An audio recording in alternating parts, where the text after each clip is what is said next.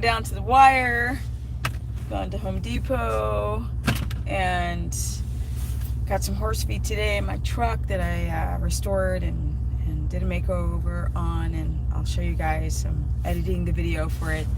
But I wanted to talk to you about the whole what's going on with my blood part 2. I did a part 1, and then I was waiting for U-Haul to, they called me in the middle of a live and I had to friggin' do it, cut you guys off, and it just left with a cliffhanger. And I'm live again, but I will share this video once I'm done because girls got a lot of work to do and it's already late. Time is a ticking.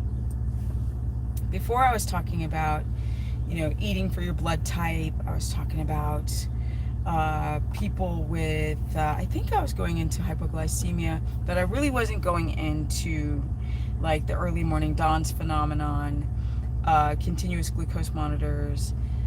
And I want to talk about it more now on this part 2. That's on the fly because I'm in my car and it's really hot outside. 105 degrees. This week's going to be 109. Okay, the blood. What's going on with my blood? A lot of you guys are having these fracked up blood sugar reactions when you, in general, but when you go on these carnivore or keto diets and nobody explains it, so you start to wonder, why do you not have energy? Or why, when you get your A1C checked or your insulin checked or your daily glucose checked, you've got numbers skyrocketing. And that's what I was driving at in that first part 1. So people who are seeing the part 2, go check out the part 1. Now, there is a thing, and I better go quick because I definitely have somebody calling me from the whole real estate thing, but a lot of you are having the early morning dawns phenomenon, which is where your blood sugar, your body releases a lot of cortisol,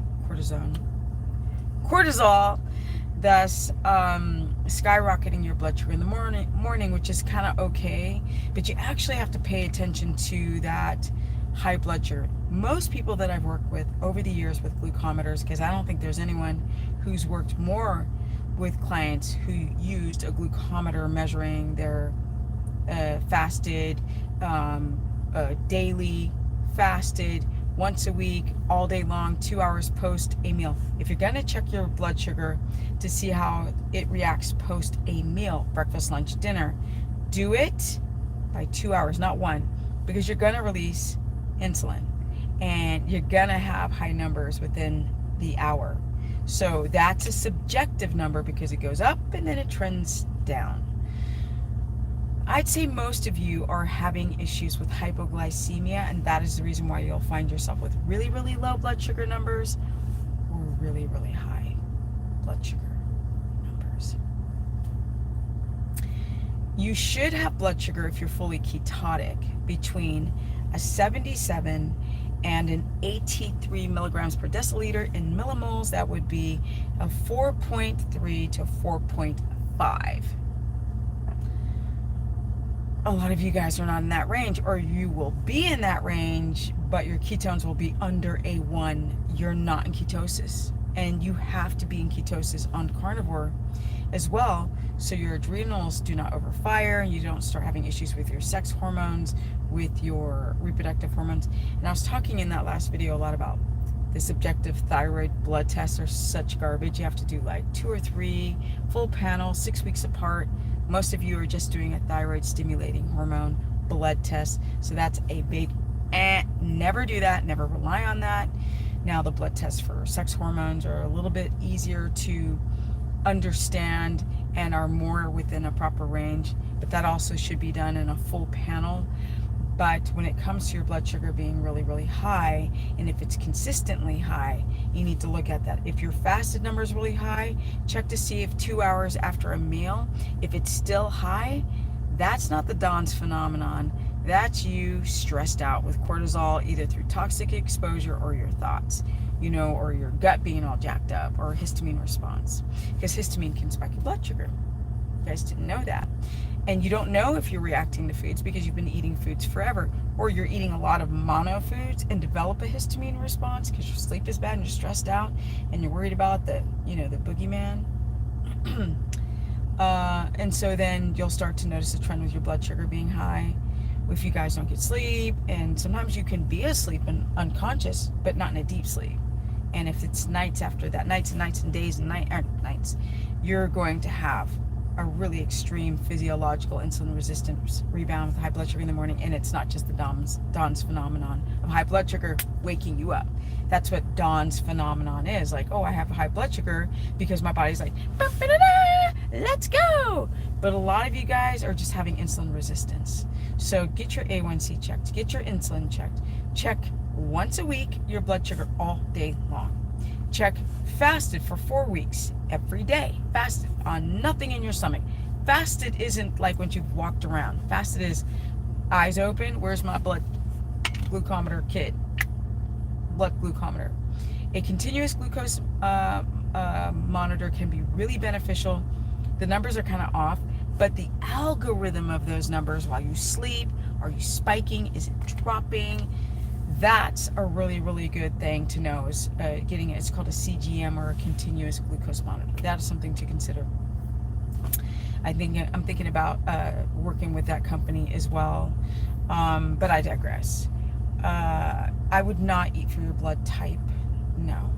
If you have ApoE4 and you need coaching, this is a gene mutation. People have a hard time, some, with digesting or having your body, to utilize saturated fats. And you can't do keto on olive oil and coconut oil and MCT oil. That's a no. Yes. I really, really think people should pay attention to that sleep part of their day. That's what I find very, very interesting with a CGM. Or even if you're waking up in the middle of the night, you might have hypoglycemia. A lot of people wake up like, why am I waking up all the time? I'm waking up to pee. No, you're not.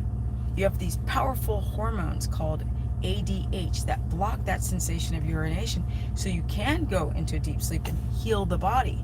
So it's like something else is waking up, like high blood sugar, high to low to high, and then you notice you have to pee because that hormone is down.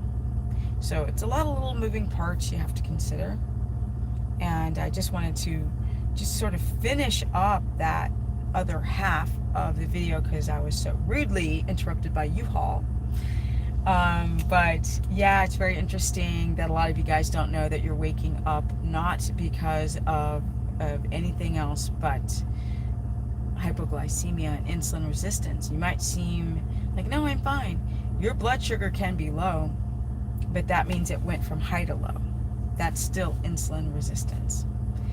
Low doesn't mean that it's good. You have to have ketones between a 1.8 and a 3.0. That range is a sweet spot. Like, that's the sweet spot. If you're higher, it's not dangerous.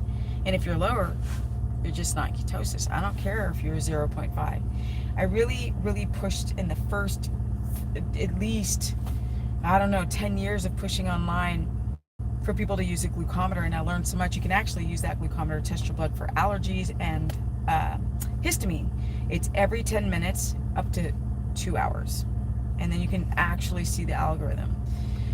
But you got to be calm, you can be stressed out, and don't keep pricking more than once, because those blood numbers are going to be off. You go with the first prick because you're reacting. Your body's reacting to a prick. It's an injury, not literally, but the way the body responds. So people prick 5 times, I'm like, well, throw away the other 4 that you did. It's useless, it's subjective. That's what I'm talking about. Life update. Oh, goodness, y'all.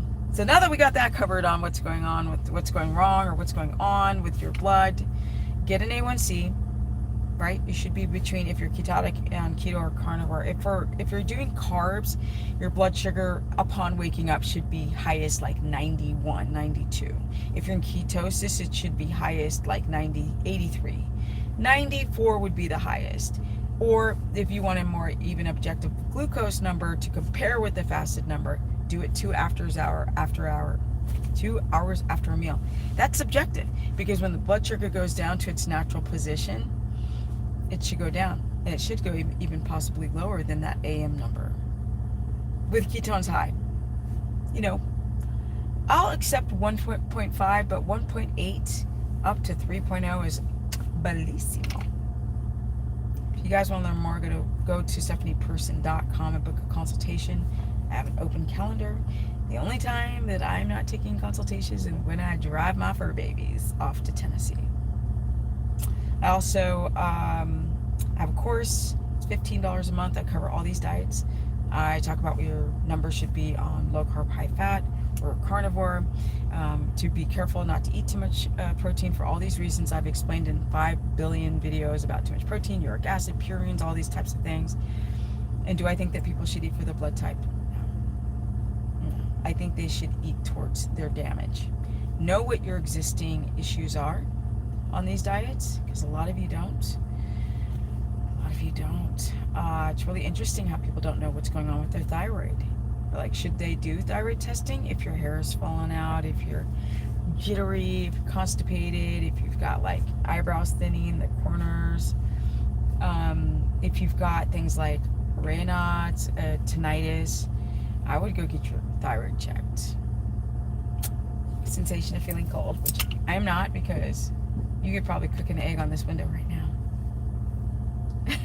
Like, I'll be so happy, you know, I mean, the family I'm staying with, the husband, he's a sweetheart. He's a great person. And he has made this experience very, like, the ending of this experience, this over a year of being in Texas, like, where I can finally just like live. My horses are on 30 acres, but it's not my home. It's not my home. So it's time for me to go. And you know where your home is when you can sit and do what you want and sing and dance and love your babies and not have to ask, can somebody go on the property, or, you know. So I'm almost out of here. I'm going to do more video series on what I eat in a day, my drive to Tennessee, setting up my new life.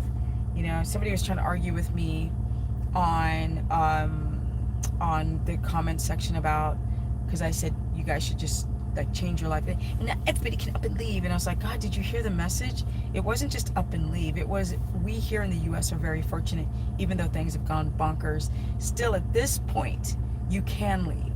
You don't have to work that job. You've got to do this, and you got to be like here, and you have to be resourceful.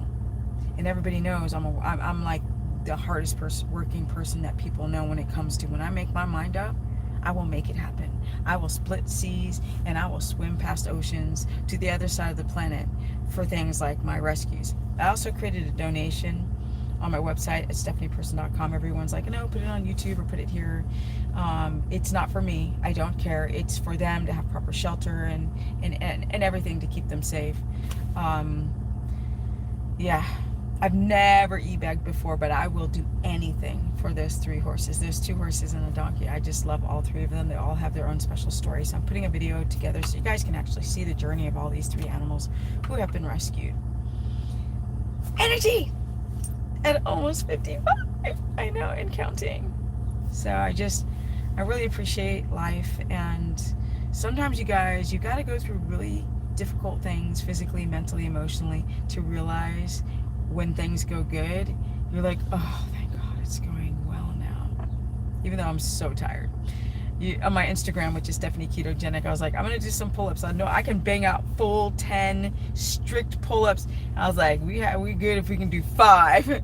This girl is tired, like driving to San Antonio, running to get to the Home Depot before it closes to get a bunch of stuff, you know, containers and all this. I still have energy, and I'm still very grateful.